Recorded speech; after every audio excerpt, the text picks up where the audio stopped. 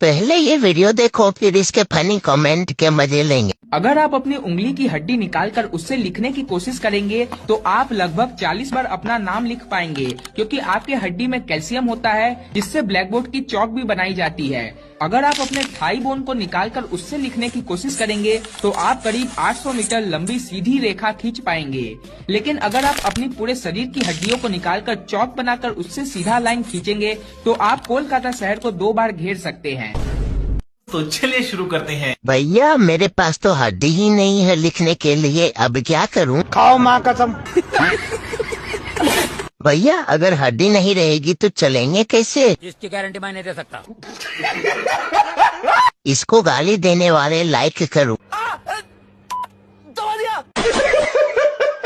हड्डी तो निकाल लिया लेकिन मुझे लिखना ही नहीं आता है।